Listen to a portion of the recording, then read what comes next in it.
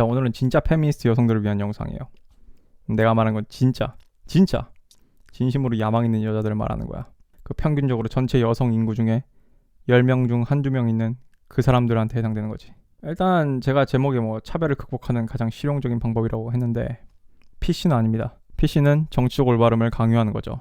그러니까 도덕을 강요하는 거예요. 그러니까 제가 편견이 나쁜 것도 편견이다 라는 영상에서 설명을 했듯이 인간에게 편견이 생기는 건 다 이유가 있는 겁니다. 물론 그 중에는 뭐 부당한 편견도 있고 뭐 편견이 차별을 만들거나 심지어 개인적인 차원에서 발전을 막을 수도 있지. 즉 기회를 만나지 못하게 할 수도 있고요. 그러나 편견이 생기는 것은 자연스러운 인간의 본능이자 방어기제, 즉 인간을 생존하게 해준 훌륭한 도구라는 거예요. 지금의 도덕적 잣대로 나쁘다, 약하다, 차별적이다, 혐오다 이지랄 하는 거는 그 인간으로 하여금 그 자기 자신이 느끼는 자연스러운 그런 직관에 대해서 죄책감을 갖게 하는 짓이니까 소용이 없는 겁니다. 여러분, 편견이 밑도 끝도 없는 경우는 드물어요. 그러니까 마찬가지로 여자들이 뭐 남자를 잠재적 성범죄자라고 생각하는 것도 뭐 그거 자체를 우리가 부정할 수는 없어요. 그걸 공권력을 집행하는 행정부 휘하 기관이 막 앞장서서 주장하니까 그게 문제인 거지. 또 이 둘의 차이를 좀 모르는 사람을 위해서 잠깐 첨언을 하면은, 야, 미국인 친구가 나한테 야, 흑인 슬럼가 지나갈 때 조심해 라고 말하는 거랑 백악관이 흑인은 잠재적 범죄자입니다 라고 말하는 거랑 같냐고. 뭐 여경에 대한 편견, 여자 소방관에 대한 부정적인 편견도 마찬가지예요. 여러분, 인간이 편견을 극복하는 방법은 되게 간단해요.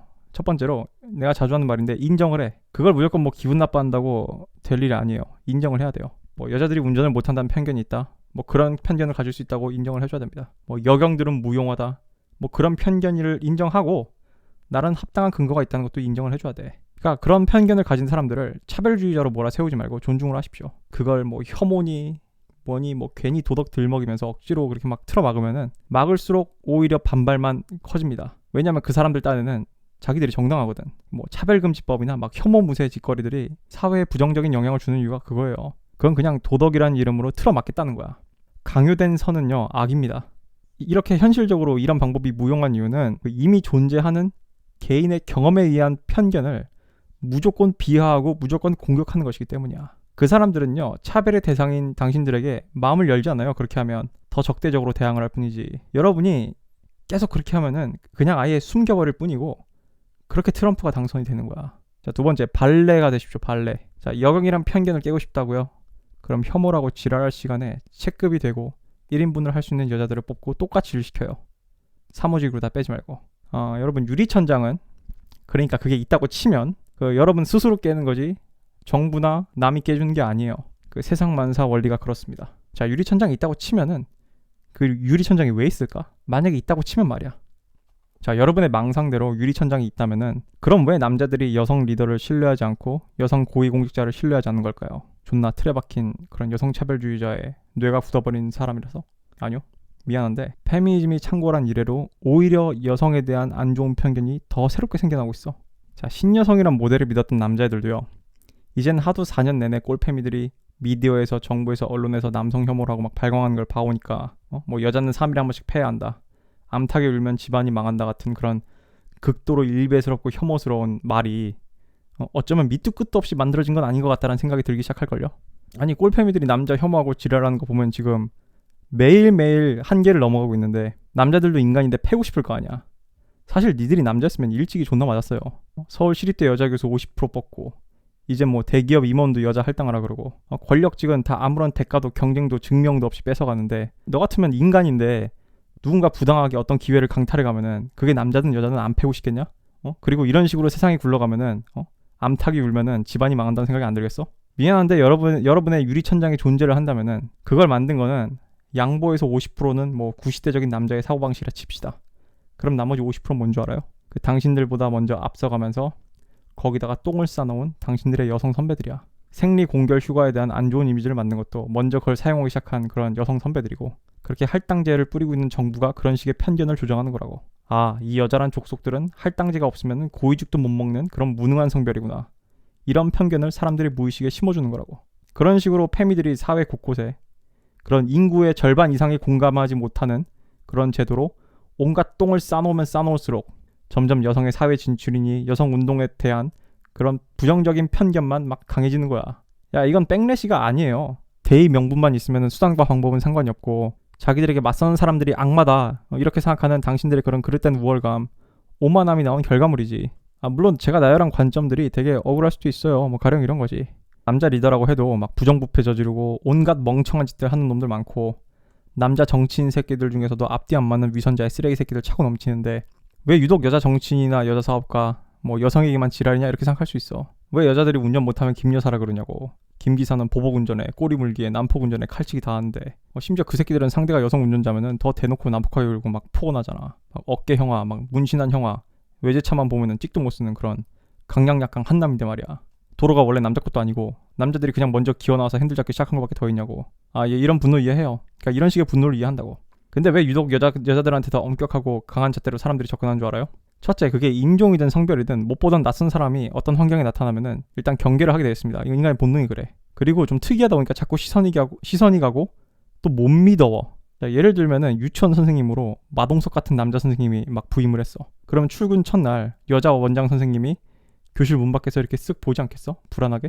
인간은 그런 거야. 그리고 두 번째 이유는 할당제여서 그런 거야. 그 할당제를 뒷받침한 근거가 당신들은 능력이 있는 사람인데 남자가 차별을 하고 사회가 차별을 해서 기회를 못 가진 거라고 동료 시민들을 무슨 막 범죄자 마냥 그렇게 막 취급해놓고 강제로 공정성을 훼손해가면서 권력직 리더 책임자의 자리를 준 거거든. 그럼 어떻게 되겠어? 그 차별의 가해자랍시고 손가락질을 받았던 사람들이 더 크게 눈을 뜨고 그런 부당 이익을 취한 그런 여자들이 정말 자격 있는 사람인지 철저히 감시를 시작하겠지. 야, 니들은 회사에서 어떤 자리에 누가 낙하산으로 내려왔어. 근데 걔가 뭐 뻘짓을 하거나 실수하면은 저 새끼 낙하산 안 이러겠냐고. 성별을 떠나가지고. 할당제는 성별 낙하산인 거야. 그래서 그런 여자들한테 잣대가 엄격한 겁니다. 원래 편견을 깨겠다고 나선 사람들, 아방가르드 첫 번째 모델의 여정은 이런 거예요. 왜냐하면 여러분이 곧 특이한 사례고 첫 번째 실험이고 발레이기 때문에 사람들의 시선이 다 여러분한테 꽂히는 거야. 여러분은 그걸 인정해야 돼요. 차별을 극복하고 다른 사람의 편견을 깨고 싶으면은 자신에게 더 엄격한 잣대가 주어진다는 거를 인정하고 몸가짐을 똑바로 해야 되는 거야. 내가 왜 그래야 돼? 이런 질문을 하는 건 존나 철이 없는 거예요. 그 차별과 편견을 극복하는 일은 품위 유지가 동반되어야 하는 그런 작업이에요. 왜냐면 내가 첫 번째 롤 모델이거든. 에고라는 적이란 책에 있었던 것 같은데, 미국의 유명한 흑인 권투 선수가 차별을 극복하고 첫 번째 단추를 잘 끼울 수 있었던 전략이 바로 내가 지금까지 위에 언급한 전략이야. 즉 족같은 현실을 인정하고 일단 참는다. 그리고 마지막으로 결과를 내십시오. 이 결과를 내지 못하면은 품위 유지를 해도 별 소용이 없어요. 할당제로 자리 먹고 사고친 진선미나 윤미향 이런 애들도 있지만, 할당제로 자리를 먹고 조용히 있다가 소리 소문 없이 사라진 애들도 많죠. 그러니까 이런 사람들이 여성 할당제에 대한 이미지를 바꾸는데 동조를 했냐고? 아니잖아. 그 인간의 편견을 깨는 가장 쉬운 방법은요, 눈앞에 발레를 만들어주는 거야. 이 지구상의 어떤 역사에도 이것보다 효과적인 방법을 제가 본 적이 없습니다. 편견에 잔뜩 찌든 사람도요, 실제로 눈앞에서 발레를 보여주면은 분열이 막 시작돼. 그 전에 막 단합해서 막 편견을 막 지원했다가 시범을 보여주면은 최소한 절반으로 갈라져서 싸우기 시작해요. 그게 편견이 금이 가기 시작할 때 여러분이 보게 될 재밌는 광경이야. 자, 예를 들면은 오랜 시간 동안 체스는 남자들이 유리한 스포츠라고 생각을 해왔어. 심지어 남자가 물리적으로 두뇌의 크기가 평균적으로 크기 때문에 체스에 유리하던 개소리가 정말 진지하게 받아들여지던 시절도 있었어요.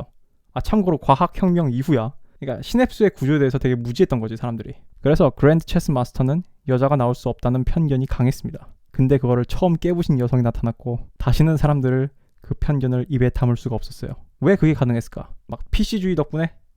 막 소셜 저스티스 워리어들이 막 집단 린치를 해서 막 SNS를 막 테러하고 혐오주의자라고 막 낙인을 찍고 다녀가지고? 아니요? 그냥 그 말 하는 것 자체가 본인들도 쪽팔리고 틀렸다는 걸 아니까 못하는 거야, 이제. 그렇게 한 명의 여성이 해내자 그 후속주자들, 다른 여성 체스 선수들은 훨씬 더 쉽게 그리고 가벼운 마음으로 체스 대회의 세상으로 들어갈 수 있게 된 거야. 세상이 바뀌는 건 이렇게 바뀌는 겁니다. 자, 이쯤 되면 저를 무슨 마키아벨리스트인 것 마냥 무슨 벌레 보듯 쳐다보는 사람들이 있을 것 같은데, 그래서 내가 말했잖아요. 이 영상은 진짜 페미니스트들, 그 여자들 중에 한두 명 있는 그런 사람들을 위한 영상이라고. 그런 식의 일을 해낼 수 있는 여성 아웃라이어들에게 이런 정보는 자신을 불편하게 하는 정보가 아니라 존나게 유용한 전략적 자산으로 느껴질 거야. 참고로 저는 제가 차별의 대상이 될 위험한 위치에 처할 때마다 위와 같은 방법으로 다 돌파를 했어요. 이건 제가 한평생 써온 전략입니다. 즉 소수자의 위치라는 게 여자나 동성애자의 전유물이 아니란다. 이런 식의 방식이 막 불쾌하고 막 정의롭지 않다고 생각하는 사람들 아직도 있을 텐데, 야, 정도의 길이 효과적이었을 것 같으면은 오늘날 세상이 이 모양이겠냐? 야, 일이 정도대로 진행될 것 같으면은 비리가 왜 있고 지금 남녀는 왜 서로 멱살 잡고 싸우고 있는데? 자, 여러분은 충분히 똑똑한 여성들이고 무엇이 올바른가가 아니라 무엇이 효과적인가를 생각해야 됩니다. 왜냐하면 유리천장은 남자들이 만들어 놓은 게 아니라 여러분의 마음속에 있는 거거든.